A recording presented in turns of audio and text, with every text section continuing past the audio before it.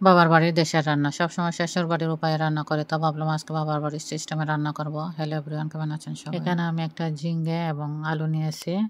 ঝিঙ্গে আলু কেটে নিলাম সুন্দর করে, আর পেঁয়াজ কুচি, রসুন কুচি এবং কাঁচামরিচ কেটে নিয়েছি। তো চুলে একটা প্যান বসিয়ে তারপর তেল দিয়ে দিলাম। তেল গরম হয়ে যাওয়ার পর দিয়ে দিলাম লবণ। লবণটা দিলে তেলটা সাধারণত ছিটকে পড়ার সম্ভাবনা থাকে না। তারপর দিয়ে দিলাম রসুন, পেঁয়াজ কুচি এবং কাঁচামরিচ।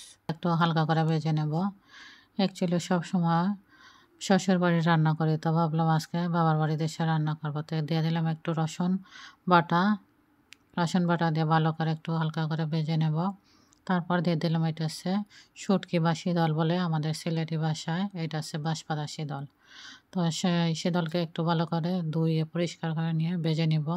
ভেজে নেওয়ার পরের মধ্যে দিয়ে দেবো হলুদের গুঁড়ো এবং মরিচের গুঁড়া। আমি সাধারণত শুটকির মধ্যে হলুদ এবং মরিচের গুঁড়া ইউজ করি, আর কোনো কিছু ইউজ করি না। দিয়ে দিলাম পানি।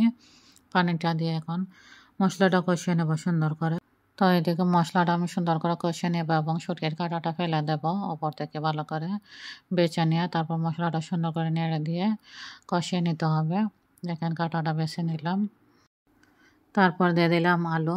মশলাটা কষিয়ে নিয়ে আমি প্রথমে আলু দিয়ে দেব, যেহেতু আলুটা একটু সিদ্ধ হতে সময় লাগে। তো আলুটা প্রথমে দিয়ে ঢাকনা দিয়ে ঢেকে দেব। ঢাকনা দিয়ে ঢেকে দিলাম এবং কিছুক্ষণ পর ঢাকনাটা খুলে দেখবো আলু কিছু সিদ্ধ হয়েছে কিনা। আসলে পুরো সিদ্ধ করবো না। তো আলুকে ভালো করে মশলার সাথে কষিয়ে নিতে হবে। এরপর দিয়ে দেবো ঝিঙে। ঝিঙে একটু পরে দিলাম, কারণ ঝিঙেটা একটু তাড়াতাড়ি সিদ্ধ হয়ে যায়, নরম হয়ে যায়। তো ঝিঙ্গাটা দিয়ে আবার মশলার সাথে ভালো করে নেড়ে দিয়ে কষিয়ে নিতে হবে। তারপর ঢাকনা দিয়ে ঢেকে দেবো সামান্য পরিমাণ পানি দিয়ে। এমনিতে ঝিঙ্গা থেকে পানি বের হয়, তো সেজন্য আমি পানি কম দিলাম। তারপর সেটাকে ঢাকনা দিয়ে ঢেকে দেবো। তো এই আজকের রান্নাটা আমি শেয়ার করতেছি। আসলে আমার বাবার বাড়িতে এরকম শুটকি রান্না করে, তেল ইউজ করে, কিন্তু আমার শ্বশুর বাড়িতে আসলে শুটকিতে তেল খায় না বা তেল দেয় না। শুটকি তেল ছাড়াই রান্না করে এবং আমার বাবার বাড়িতে অবশ্যই সেটাতে তেল ইউজ করে। তো আমার এখানে একটু তেল বেশি হয়ে গেছে। তো ভালো করে আবার নেড়ে দিব। ঢাকনাটা খুলে দেখেন আলু এবং ঝিঙে সিদ্ধ হয়ে গেছে। তারপর একটু ঢাকনা দিয়ে ঢেকে দেবো। কিছুক্ষণ পর আবার ঢাকনাটা খুলে নেড়া দিয়ে সামান্য পরিমাণ পানি দেবো একটু ঝোল রাখার জন্য, যেহেতু এটা ঝিঙে আলু দিয়ে শুটকির ঝোল রান্না করতেছি।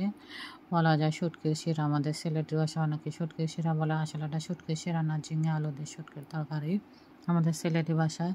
তো সামান্য পরিমাণ পানি দিয়ে দিলাম একটু ঝোল আকারে রাখার জন্য। দিয়ে দিলাম স্বাদ মতো লবণ। আমি আগেই লবণ দিয়েছিলাম, তারপর চেক করলাম লবণ কম হয়েছে, সেজন্য আবার লবণ দিয়ে দিলাম। তো ভালো করে নেড়ে দিলাম যাতে লবণটা মিশে যায়। তো দেখেন হয়ে গেছে আমার ঝিঙে আলুর তরকারি শুটকি দিয়ে। এটা আসলে আমাদের সিলেটের রান্না, আর আমার বাবার বাড়ি এভাবেই রান্না করে, কিন্তু শ্বশুর বাড়িতে শুটকি তরকারিতে তেল ইউজ করে না। তো কেমন লাগছে ভিডিওটি আপনাদের অবশ্যই জানাবেন। আমার হাজব্যান্ডের আসলে বেশি ভালো লাগেনি, কিন্তু আমার অবশ্যই ভালো লেগেছে। তো আপনাদের কেমন লাগছে অবশ্যই জানাবেন।